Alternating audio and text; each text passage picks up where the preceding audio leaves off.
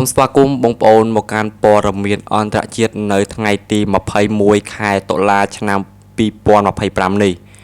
ផ្ទុះដូចលាជក្រោយអគ្គិភ័យបានលេបត្របាក់រោងចក្រផលិតកាំជ្រួចមួយកន្លែងនៅឯប្រទេសថៃនិងមានមនុស្សជាច្រើនបានរងរបួសផងដែរនៅក្នុងរាជធានីបាងកកអគ្គិភ័យបានឆាបឆេះរោងចក្រផលិតកាំជ្រួចមួយកន្លែងដោយស្ថិតនៅក្នុងឃុំពោស្រុកមឿងនាវេលាថ្ងៃត្រង់ថ្ងៃអង្គារទី21ខែតុលាដែលបណ្ដាលឲ្យមានមនុស្សជាច្រើនអ្នកបានរងរបួសធ្ងន់និងស្រាលហើយក៏ត្រូវបានបញ្ជូនទៅឯមន្ទីរពេទ្យដើម្បីសង្គ្រោះបន្ទាន់ខណៈដែលមានមនុស្សរស់នៅក្បែរបរិវេណកើតហេតុជាច្រើនអ្នកគឺត្រូវបានជំលះចេញភ្លាមដោយកាំជ្រួចផ្ទុះឆ្លោយឆ្លងគ្នាដូចលាជនេះបើតាមអាជ្ញាធរនៅក្នុងតំបន់ក្រុមអ្នកពលរដ្ឋអគ្គិភ័យបានដាក់ពង្រាយរថយន្តដឹកទឹកជាច្រើនគ្រឿងទៅកាន់កន្លែងកើតហេតុដើម្បីគ្រប់គ្រងការឆាបឆេះនេះយ៉ាងណាមិញវាមានបញ្ហាស្មុគស្មាញខ្លាំងដោយសារតែរោងចក្រនេះ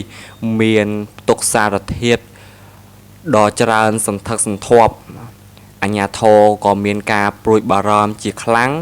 ជាពិសេសចំពោះការផ្ទុះម្ដងហើយម្ដងទៀតដែលកើតឡើងនៅ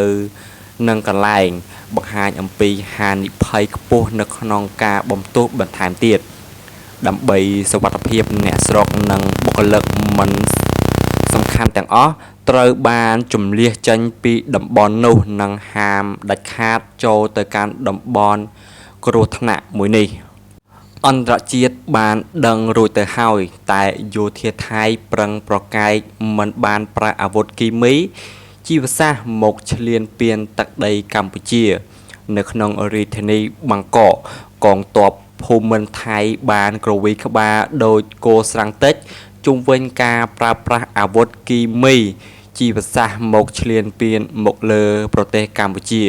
ទន្ទឹមនឹងនេះដែរយោធាថៃក៏បានបៀមឈាមព្រោះដាក់កម្ពុជាថាបានបំភ្លៃការពិតដើម្បីបង្កើតការយល់ច្រឡំឲ្យសាធារណជននិងដើម្បីសុំមូលនិធិអន្តរជាតិនេះបើតាមការប្រាប់នឹងចុះផ្សាយដោយកាសែត The National នៅក្នុងប្រទេសថៃនៅថ្ងៃទី20ខែតុលាកាសែតដដែលក៏បានចុះផ្សាយថាការលើកឡើងរបស់ភាគីថៃគឺឆ្លើយតបទៅនឹងភាគីរបស់កម្ពុជាលោកផនណារ៉ាអគ្គលេខាធិការនៃអគ្គលេខាធិការដ្ឋានអាជ្ញាធរជាតិទប់ស្កាត់អាវុធគីមីនុយក្លេអ៊ែរជីវសាស្ត្រនិងវិទ្យុសកម្មដែលបានស្នើសុំជំនួយថវិកានិងជំនួយអន្តរជាតិដើម្បីបន្សាបឬបំផ្លាញចោលសារធាតុគីមីគ្រោះថ្នាក់ជាង70ប្រភេទនៅតាមតំបន់ព្រំដែនកម្ពុជាបានចាត់ទុកថាសារធាតុគីមីទាំងនោះជាសំណល់ពីប្រតិបត្តិការយោធារបស់ថៃរួមទាំងគ្រាប់បែកផូស្វ័រពណ៌សក្នុងអំឡុងពេលមានការប៉ះទង្គិចគ្នាកាលពីពេលកន្លងទៅជុំវិញរឿងរ៉ាវនេះផងដែរអ្នកដឹកនាំរបស់ថៃកងទ័ពនៃភូមិន្ទថៃបានចោទថាការលើកឡើងរបស់កម្ពុជាគឺជារឿងមិនពិតមិនមានភស្តុតាងគ្រប់គ្រាន់និងមិនមានទម្ងន់ផ្លូវច្បាប់នោះទេលោកបានបន្ថែមថាថៃមិនដែលធ្វើប្រតិបត្តិការដោយប្រើអាវុធគីមីនោះទេ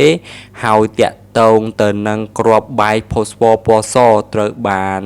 ប្រើជាចម្បងសម្រាប់បង្កើតផ្សែងការផ្ទុះនិងភ្លើងហើយវាមិនត្រូវបានចាត់ថ្នាក់ជាអាវុធគីមីនៅក្រោមអនុសញ្ញាអាវុធគីមី CWC នោះទេលោកបានបន្តទៅថាគ្មានសន្ធិសញ្ញាអន្តរជាតិហាមឃាត់ការរក្សាទុកឬប្រើប្រាស់របស់ពួកគេទេមានន័យថាប្រទេសថៃអាចរក្សានិងប្រើប្រាស់គ្រាប់បែកផូស្វ័រពណ៌សដោយស្របច្បាប់សម្រាប់គោលបំណងរបស់យោធា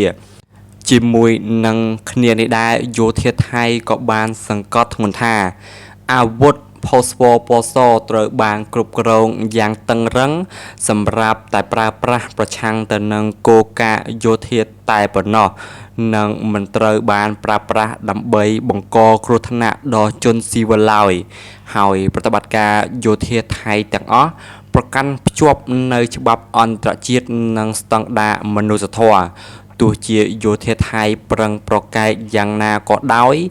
តែការពិតគេដឹងច្បាស់ទៅហើយមានផុសតាងច្បាស់ក្រឡែតដែលមន្ត្រីជំនាញកម្ពុជាបានរកឃើញអំពីយោធាថៃប្រើអាវុធគីមីនិងប្រើយន្តហោះបាញ់សែងគីមីពលមកលើកម្ពុជាក្នុងកំឡុងសង្គ្រាម5ថ្ងៃហើយរឿងនេះបានផ្សព្វផ្សាយយ៉ាងទូលំទូលាយទៅដល់អន្តរជាតិនាពេលកន្លងមកម្យ៉ាងទៀតយោធាថៃថែមទាំងធ្លាប់សារភាពខ្លួនឯងថាការប្រើប្រាស់សារធាតុផូស្វ័រពណ៌សមកវាយប្រហារលើទីតាំងយោធានិងទីតាំងជនស៊ីវិលស្លូតត្រង់កម្ពុជាដោយមិនរើសមុខនោះទេខណៈដែលការប្រើប្រាស់សារធាតុគីមីនេះទៅវាយប្រហារស្រោចស្រពទៅលើជនស៊ីវិលគឺរឿងហាមឃាត់និងប្រឆាំងមនុស្សជាតិយ៉ាងធ្ងន់ធ្ងរ